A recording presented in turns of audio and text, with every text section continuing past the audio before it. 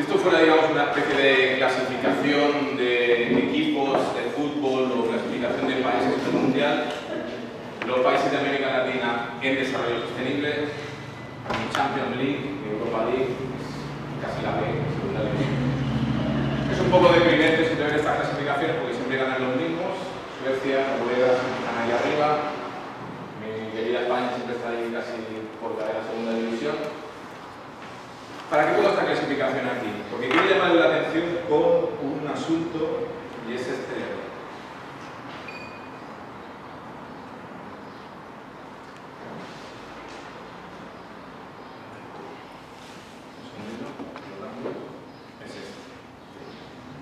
Cuando las élites empresariales aceptan políticas de desarrollo sostenible. El desarrollo sostenible actualmente no es una preocupación en muchos países de América Latina. Por lo tanto, es muy improbable que las élites empresariales estén preocupadas del desarrollo sostenible. Mi pregunta, y es digamos como una pregunta que no llego a responderla de todo, pero sí la pregunta de motivación, es ¿cuándo las élites se preocupan, cuándo las élites, mejor dicho, desarrollan, o mejor dicho, aceptan unas políticas de desarrollo sostenible? Mi gran hipótesis es esta. Cuando las élites están unidas, cuando las élites están cohesionadas, tienen redes entre ellas, es más probable de que acepten políticas de desarrollo sostenible. Esa es más o menos la idea que quiero desarrollar. Vamos a ver primero qué dice la literatura. El estudio del desarrollo sostenible está de moda. Desde los últimos aproximadamente 5 años, las publicaciones empíricas y científicas sobre el desarrollo sostenible han crecido enormemente, sobre todo a partir de los últimos, como a partir más o menos del 2013. ¿Somos las ciencias sociales las que estamos produciendo investigaciones sobre el desarrollo sostenible? Pues no. La verdad es que mirando Web of Science, que es esta base de datos bibliográfica que recoge y analiza todas las publicaciones científicas que se producen en el mundo, la mayoría de investigaciones sobre el desarrollo sostenible se están produciendo en las ciencias medioambientales, no en las ciencias sociales. Últimamente sí, pero digamos que estamos todavía en crecimiento en las ciencias sociales. Una curiosidad que este dato me llama mucho la atención es quiénes están produciendo esta investigación sobre el desarrollo sostenible. Por supuesto, siempre en todas estas clasificaciones de las producciones académicas, que está Estados Unidos primero, lo que me llamó la atención es que China está en segundo lugar. China, el National Research Foundation de China, digamos el DFG de China, es la segunda entidad financiadora de investigaciones sobre el desarrollo sostenible. Y sobre las élites. Está creciendo también últimamente mucho el interés en las élites, debido también a la alta desigualdad, a los movimientos de protesta, al crecimiento del populismo, sobre todo a partir de la crisis económica del 2018, ha crecido mucho el interés sobre estudiar las élites. Y aquí sí se está estudiando desde la ciencia social, ciencia política, historia, sociología, geografía incluso, los estudios de área. Y concretamente sobre las élites empresariales también hay un alto y crecido interés, y también especialmente desde las ciencias sociales. La pregunta que me vino después es decir, bueno, de las más de 20.000 investigaciones desde el año 2000 que se producen sobre desarrollo sostenible y las 10.000 investigaciones que se han producido sobre las élites desde el año 2000 hasta el 2016, ¿cuántas trabajan conjuntamente élites y desarrollo sostenible? Pues según la base de datos, 50. Es decir, el 0,1% de la investigación sobre desarrollo sostenible o élites trabaja conjuntamente estas dos temáticas. Esto me llama la atención de que, si no es una preocupación de las ciencias sociales, me extraña mucho que sea el desarrollo sostenible la preocupación de las élites empresariales y de las empresas. Pero igualmente, yo creo que hay caminos para investigar qué impacto tienen las élites empresariales sobre el desarrollo sostenible. Creo que el camino, muy relacionado con lo que escuchaba ayer de Bettina, es el tema de la desigualdad. Hoy en día, cada vez que encontramos un escrito, publicación, blog o periódico, cuando se menciona la desigualdad, se habla de las élites. Cada vez son más ricos, cada vez son más pobres, crece la desigualdad en Estados Unidos, en Europa, en América Latina ha bajado, pero siguen siendo muy altas. Entonces, creo que el camino para tratar de entender la relación entre élites y desarrollo sostenible es preguntarse este tipo de preguntas: ¿cuándo la élite acepta políticas de redistribución del ingreso? ¿Por qué? Porque el ingreso, digamos, es el ápice que puede llevar al desarrollo sostenible. Sin combatir primero la desigualdad, es muy complicado llegar ni siquiera a preocupaciones sobre gender inequality, water, forest. Es decir, si yo necesito que la sociedad se implique en el desarrollo sostenible y hay unas altas desigualdades, no puedo ir a las zonas rurales a decirles que tienen que cuidar el gender inequality con unas desigualdades inmensas. Creo que el camino primero es estudiar el impacto de la desigualdad para poder entender posteriormente la relación entre élites y desarrollo sostenible. Bueno, miremos el tema de la desigualdad en América Latina. En América Latina, la desigualdad de ingreso, la desigualdad económica no es igual en todos los países. Históricamente, desde los años 90, Colombia y Brasil han sido mucho más desiguales que Chile, México y Perú. Tanto analizando el índice Gini como analizando el ratio 90-100, que lo que hace es dividir, digamos, los ingresos del 10% más rico de la población entre los ingresos del 10% más pobre de la población, mide el espacio que hay, digamos, el gap, la distancia que hay. Por ejemplo, en Colombia es de un 45 veces, es decir, los ingresos de una persona pobre son 45 veces más bajas que las de una persona rica. En México sigue, y en Chile más o menos es aproximadamente de un 25. En Europa más o menos es de un 13. Lo que quiero llamar la atención es que no es que Chile, México y Perú sean iguales, sean sociedades equitativas, ni mucho menos, pero dentro de América Latina tienen unas desigualdades menores. Lo que me pregunto es ¿por qué? Las explicaciones, la mayoría de literatura, mucha de la que hemos visto, Acemoglu, Robinson, Putness, que han mencionado, Sakharopoulos, muchísima investigación, nombran especialmente dos puntos claves que son el desarrollo económico, es decir, si no hay desarrollo económico es más difícil que se reduzca la desigualdad, y el tema de la educación. Cuando he tratado de relacionar estos dos temas con la desigualdad de ingreso, es decir, miro el capital y el Producto Interior Bruto per cápita, el GDP per cápita, con la desigualdad de ingresos, no hay una relación. Es decir, no porque los países crezcan mucho se va a reducir la desigualdad, estudiando América Latina. Por supuesto que algo sí, pero no necesariamente es una relación de que más crezco, más se redistribuye el ingreso. Y estudiando el tema de la educación, uno de los indicadores, hay varios, este es uno de ellos, pero es para llamar la atención de que no porque los estudiantes estudien más, es decir, no porque yo permanezca más años en la escuela y por tanto tenga una formación más completa, eso va a reducir la desigualdad. No veo o no se aprecia una relación entre estas dos variables comparando los países.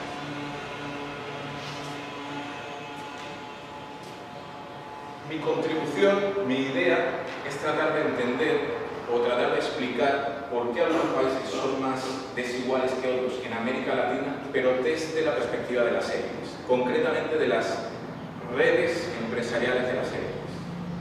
Es decir, las élites tienen mecanismos de unirse entre ellas, tienen mecanismos, construyen redes entre ellas. ¿Qué impacto tienen estas redes sobre la desigualdad?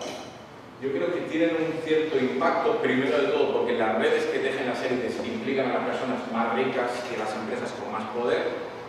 Las empresas en América Latina emplean entre un 25 y un 40% de la población, es decir, enormemente. Y además son las élites empresariales y sus redes las que sirven para muchas veces condicionar el tipo de políticas que se hacen. Contactos buenos con la élite política, políticas, digamos, o Estado, que se llama el State Capture, más posibilidad de que las regulaciones estén condicionadas por lo que quiere la gente. ¿Cómo trato de explicar, o cómo trato de hacer un estudio muy explorativo todavía, cómo trato de hacerlo? Un análisis comparativo, porque una de las cosas que todavía las políticas de reducción de desigualdad tienen un ámbito nacional, porque es una preocupación internacional, todavía las medidas y las políticas que se toman tienen un ámbito nacional, por eso a través de un análisis comparativo entre países. Quiero no solo mostrar una correlación y decir que es significativa y chao, sino mostrar un modelo relacional, tratar de explicarlo, y aplico el QCA, que es esa metodología de análisis comparativo, ya que tengo pocos casos, y es una manera de tratar de comprobar esta hipótesis.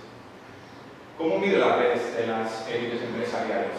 Utilizo un indicador que es el Interlocking Director. El Interlocking Director es un indicador para medir las redes entre las empresas. ¿En qué se basa este indicador? Se basa en que cuando un directivo de una empresa se sienta en varios consejos de administración, en varias juntas directivas, crea un enlace entre estas empresas. Es decir, es una manera de medir qué tan unidos o qué tan fragmentadas están las élites empresariales. Uno de los casos más famosos, el de Carlos Slim, supermillonario mexicano, dueño de la mitad del mundo. Él no solamente pertenece a las empresas de su grupo empresarial, él también es consejero directivo de otras empresas fuera de su grupo económico. Es decir, es una manera que la élite, estudiando quién pertenece a las juntas directivas, es una manera de estudiar qué tan unidos o qué tan cohesionadas están las élites empresariales. Sin más discusión, estos son los resultados. ¿Cómo conseguí o cómo analicé estos resultados? Seleccioné las 50 empresas más grandes de cada país, en función de sus ingresos. Busqué quiénes son sus directivos, su junta o su consejo de administración.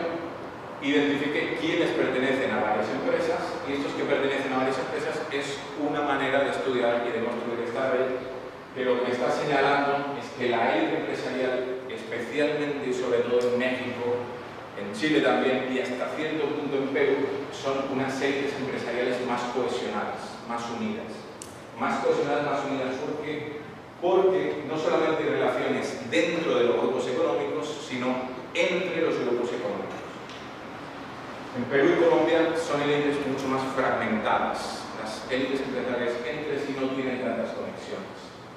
Utilizo análisis de redes, que es esta metodología para estudiar las relaciones, construir una serie de índices.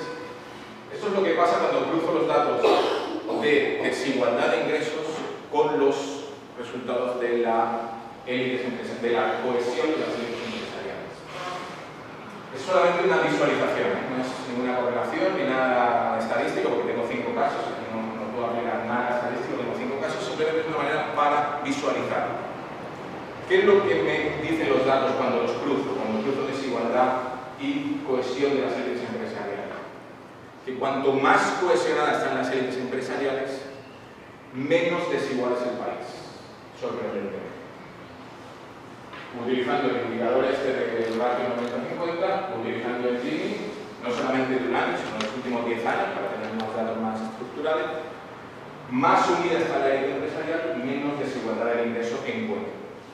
Esto, por supuesto, no es una correlación, no se puede afirmar, no se puede decir esto es así y chao, sino que lo que trato es de entender por qué ocurre o por qué veo esta pauta, con una relación, y quiero verla a partir de otras variables explicativas, es decir, tratando de controlar las otras explicaciones que dice la literatura, cómo me llegan a explicar esta pauta que veo en América Latina. Bueno, la explicación es un poquito compleja, aquí está, digamos, la foto resumen del modelo relacional. ¿Cómo lo resumiría en 2 frases? Cuando la élite empresarial está unida, por supuesto que tiene más poder, más capacidad de influencia al Estado. Es decir, si yo estoy muy unido, yo le puedo exigir al Estado, esta política no me gusta, necesitamos un tratado de libre comercio para exportar nuestros productos. Pero también, cuando la élite empresarial está unida, el Estado tiene cierta manera de control sobre ella, ya que la tiene toda reunida.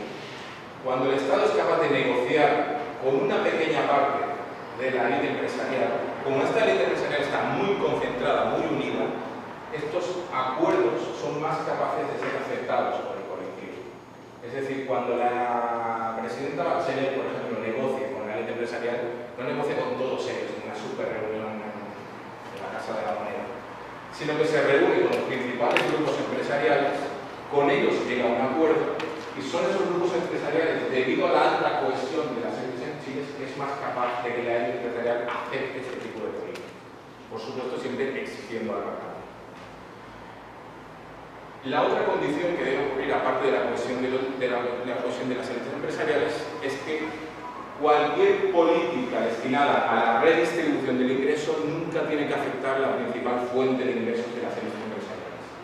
Y la principal fuente de ingresos empresariales en las élites mexicanas, chilenas y hasta cierto punto las peruanas es el comercio internacional. Es decir, cualquier reforma de impuestos, cualquier política social, cualquier política de pensiones nunca puede tocar el tema del comercio internacional. Porque porque es la principal fuente de ingresos de la élite empresarial. Entonces, yo creo que cuando se dan esta serie de condiciones, es decir, cuando hay una alta, cuando la economía está muy orientada al comercio internacional y además la élite está unida, hay posibilidad, no siempre, sino hay posibilidad de que la élite empresarial acepte políticas de redistribución del ingreso. Por supuesto que todo este discurso, sin datos, es una idea, es una hipótesis solo, por eso tengo una idea muy empírica. Los países aquí están los países, esto resume, digamos, las redes que hemos visto antes, que son las élites más unidas, mexicanas, chilenas, hasta cierto punto las peruanas, muy fragmentadas en Colombia y Brasil.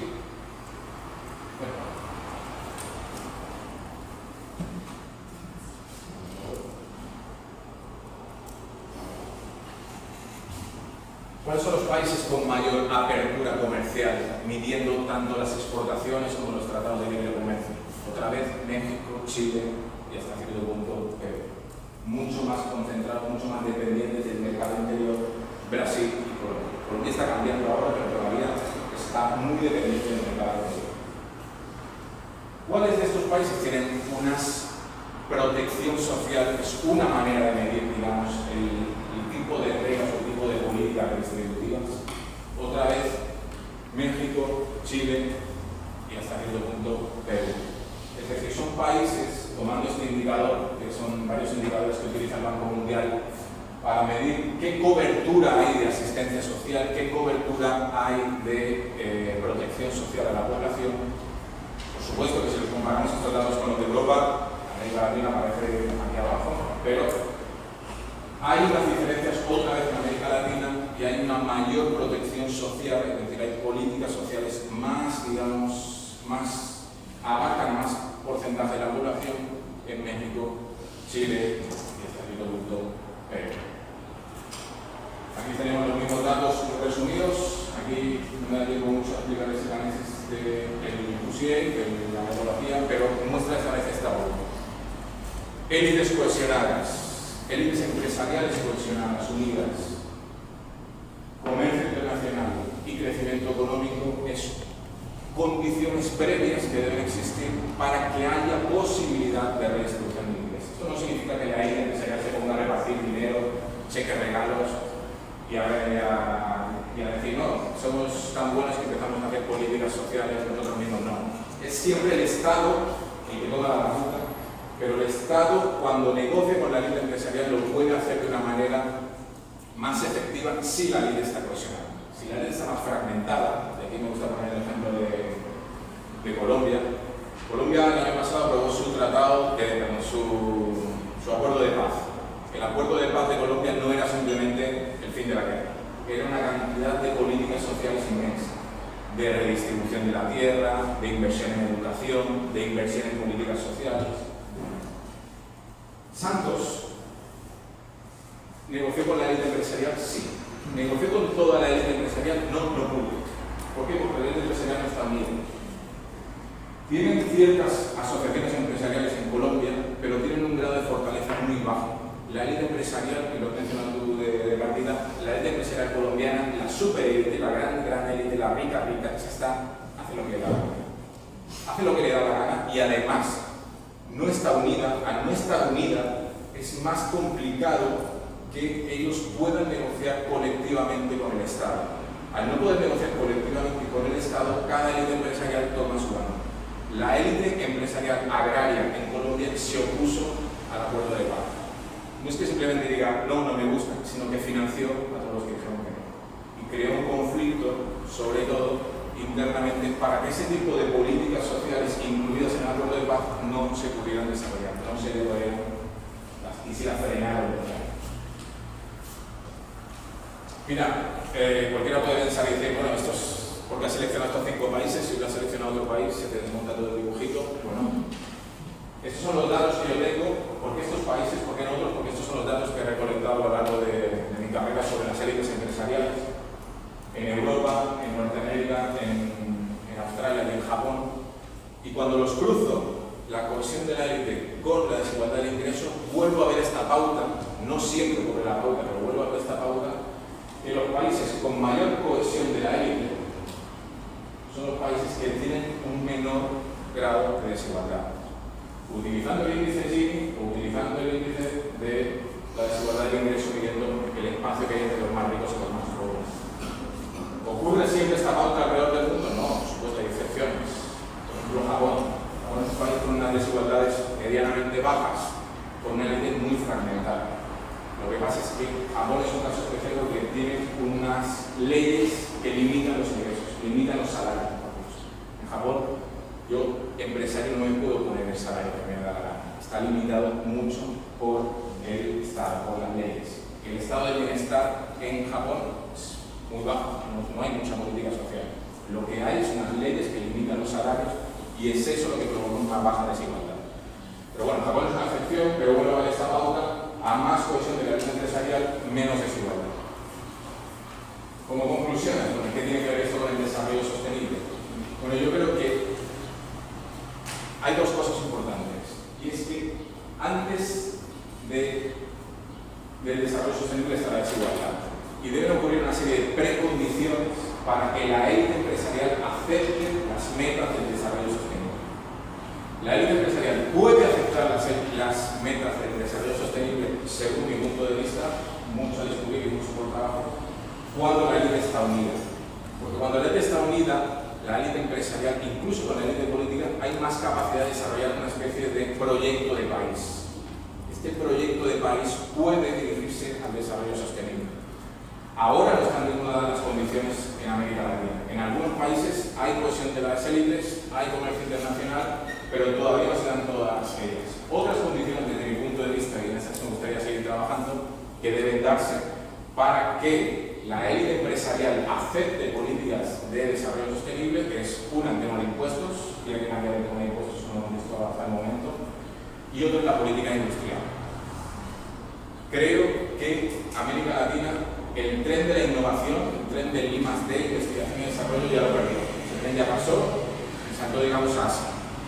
Pero en cambio el tema de la política industrial, América Latina, desde el Estado, construyendo una política de desarrollo mayor de industrias, puede generar mayor riqueza, mayor empleabilidad y de esta manera reducir en algo las desigualdades, y esto es lo que llevaría, digamos, a una mejora o a una persecución o aceptación de las metas por el desarrollo sostenible. Y simplemente un segundo nada más, en el caso que tenemos a citar es Chile. Chile es el productor número 1 mundial en cobre. El 30% del cobre del mundo se produce en Chile. Pero Chile tiene una falencia, una debilidad. Exporta el cobre tal cual está. Lo coge el cobre de las minas y lo exporta para China. En China lo procesan y lo venden más caro. ¿Por qué? Porque Chile no tiene una industria de procesamiento buena del cobre. Eso es como, con un ejemplo medio estúpido, pero eso es como si Colombia o Bolivia, que producen las hojas de coca, exportaran las hojas de coca tal cual. Todo el dinero del procesamiento de la cocaína anteriormente lo que hace es aumentar el valor de ese producto. Si Chile tuviera una industria más desarrollada en la fabricación y procesamiento del cobre, el precio al que vendería el cobre al exterior sería mucho mayor. Las rentabilidades serían algo mejores y eso es un camino que podría llevar a la desigualdad de ingresos. No es el único, pero uno de los únicos. Bueno, muchas gracias a todos. Dejo aquí mis contactos. Si queréis contactar, ideas, sugerencias, súper bienvenidas.